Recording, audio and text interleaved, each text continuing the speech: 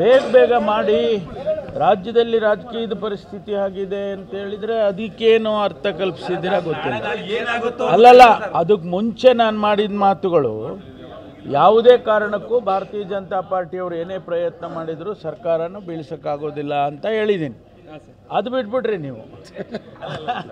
ಲಾಸ್ಟಿಗೆ ನಾನು ಬಿಲ್ಡಿಂಗ್ ಕಟ್ಟೋದು ಬೇಗ ಬೇಗ ಕಟ್ಟಲಿ ಅಂತ ಹೇಳಿ ಆ ಅರ್ಥದಲ್ಲಿ ಹೇಳಿದೆ. ಮುಂದಿನ ಬಾರಿಯೂ ಕೂಡ ನಾವೇ ಬರ್ತೀವಿ ಅಂತ ಅಷ್ಟೊಂದು ಕಾನ್ಫಿಡೆನ್ಸ್ ಆಗಿದ್ದಾರೆ. ನಾನು ಇದ್ದೀನಿ. ರಾಜಕೀಯ ಅಂದರೆ ನೀವೇನಕ್ಕೆ ತಿಳ್ಕೊಂಡ್ರಿ ನೀವು? ಅಲ್ಲ, ಬೇಗ ಬಿಲ್ಡಿಂಗ್ ಬರಲಿ ಅಂತ ಹೇಳಿದ್ದು, ಇನ್ನೂ ಚೆನ್ನಾಗಾಗಲಿ, ಮತ್ತೆ ಇನ್ನೂ ಪಕ್ಷ ವಾಪಸ್ಸು ಬರಲಿ ಅಂತೇಳಿ. ಯಾಕಂದರೆ ಬೆಳಿಗ್ಗೆ ಮಾತಾಡುವಾಗ, ಅವತ್ತು ಸಂಜೆ ಮಾತಾಡುವಾಗ ಮೊದಲನೇ ಪ್ಯಾರಾದಲ್ಲಿ ಏನು ಮಾತಾಡಿದೆ ನಾನು? ಸರ್ಕಾರ ಅಸ್ಥಿರಗೊಳಿಸಕ್ಕೆ ಹೋಗ್ತಾರೆ, ಅದು ಇದು, ನಾವು ಏನು ಗಟ್ಟಿ ಇದ್ದೀವಿ, ಸರ್ಕಾರ ಬೀಳ್ಸೋಕ್ಕಾಗೋದಿಲ್ಲ ಅಂತ ಹೇಳಿದ್ದೀನಿ. ಅದು ಸರ್ಕಾರದ ವಿಚಾರ.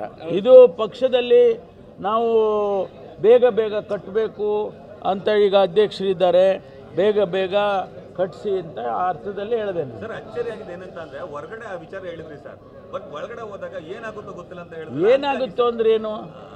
ನೀವೇನು ಸರ್ಕಾರ ಬಿದ್ದೋಗುತ್ತೆ ಇಲ್ಲ, ಅದನ್ನ ಯಾಕೆ ಅರ್ಥೈಸ್ಕೋಬೇಕು ಆ ರೀತಿ ಅಂತ ಗೊತ್ತಿಲ್ಲ ನನಗೆ. ನಾನು ಸರ್ಕಾರದ ವಿಚಾರದಲ್ಲಿ ನಾನು ಮಾತಾಡಿಲ್ಲ. ನಾನು ಮಾತಾಡಿದ್ದು ಪಕ್ಷದ ವಿಚಾರದಲ್ಲಿ ಬೇಗ ಬೇಗ ಕಟ್ಕೊಳ್ಳಿ. ರಾಜಕೀಯಗಳ ಡೆವಲಪ್ಮೆಂಟಿಗೆ ಅಧ್ಯಕ್ಷರಿದ್ದಾರೆ, ನಾಳೆ ಅಧ್ಯಕ್ಷರು ಬದಲಾಗ್ಬೋದು. ಅದನ್ನು ಹಾಗೆ ಯಾಕೆ ತಗೊಳ್ಳೋದಿಲ್ಲ ನೀವು? ಅಲ್ವಾ? ನಾನು ರಾಜಕೀಯ ಮಾತಾಡಿದ್ದು ಪಕ್ಷದ ವಿಚಾರದಲ್ಲಿ, ಸರ್ಕಾರದ ವಿಷಯ ಕೇಳಿಯಪ್ಪ, ಕೇಳಿ ಅದಕ್ಕೆ ಹೇಳಿದ್ದು ನಾನು. ಅದೆಲ್ಲ ಏನೂ ಮಾಡೋಕ್ಕಾಗೋದಿಲ್ಲ. 136 ಜನ ಇದ್ದೀವಿ. 50 ಕೋಟಿ 100 ಕೋಟಿ ಕೊಟ್ಟರೆ ಕೂಡ ಏನು ಸರ್ಕಾರನ ಕೆಡವೋಕ್ಕಾಗೋದಿಲ್ಲ ಅಂತ ನಾನು ಆ ಮೊದಲೇ ಭಾಷಣದಲ್ಲಿ ಹೇಳಿದ್ದೇನೆ. ಮತ್ತು ನೀವು ಲಾಸ್ಟಿಗೆ ಪಕ್ಷದ ವಿಚಾರ ಮಾತಾಡುವಾಗ ಅದನ್ನು ತಪ್ಪು ಅರ್ಥೈಸ್ಕೊಂಡಿದ್ದೀರಿ. ಆ ರೀತಿ ಯಾವುದೇ ಬೆಳವಣಿಗೆ ಇಲ್ಲ.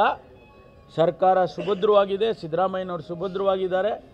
ನಾವು 5 ವರ್ಷ ಯಾವುದೇ ಒಂದು ತೊಂದರೆ ಇಲ್ಲದೆ ನಾವು ಸರ್ಕಾರವನ್ನು ನಡೆಸ್ತೀವಿ.